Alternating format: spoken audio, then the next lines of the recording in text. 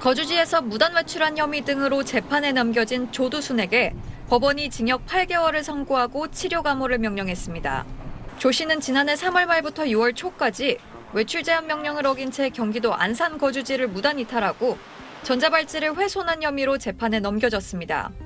조 씨는 등하교 시간대와 야간에 외출이 제한됐는데 아이들 하교 시간대에 4차례나 무단으로 외출한 겁니다.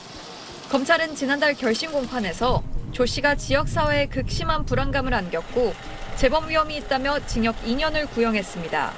재판부는 오늘 과거에도 외출 제한 위반으로 징역형을 선고받은 전력이 있음에도 다시 범행을 저질렀고 전자장치 훼손도 가볍게 볼 수 없다고 양형 이유를 설명했습니다. 조 씨는 지난 2023년에도 야간 외출 제한을 어기고 30분 동안 집 밖으로 나와 징역 3개월을 선고받아 복역했습니다. 재판부는 또 치료를 받지 않을 경우 재범의 우려가 있다며 치료 감호를 명령했고 조 씨는 치료 감호소에서 격리돼 치료받을 예정입니다. 선고가 내려지자 조 씨는 쓰고 있던 헤드셋을 벗으며 징역이냐며 물은 걸로 전해졌습니다.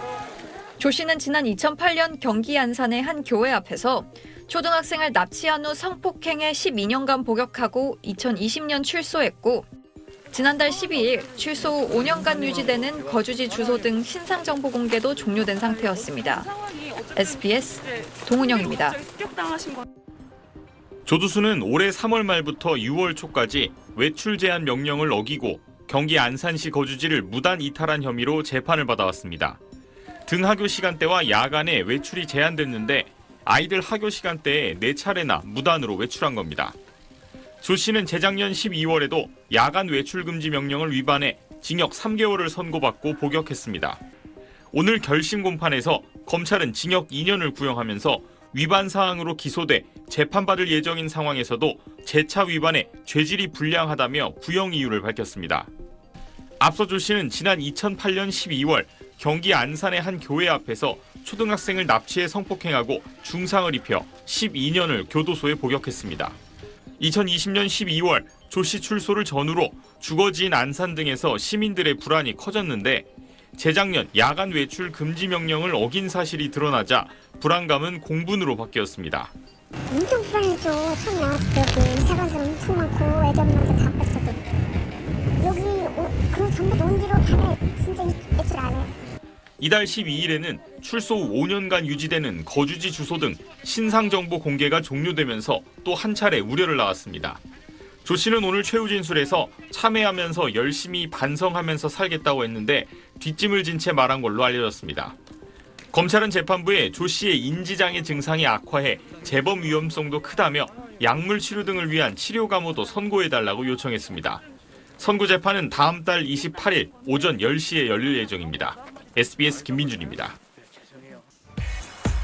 밤사이 인터넷에서 화제가 된 뉴스를 살펴보는 실시간 이뉴스입니다.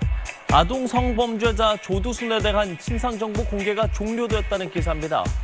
법조계에 따르면 성범죄자 알림2 사이트에서 지난 12일자로 조두순의 신상정보가 비공개 처리됐습니다.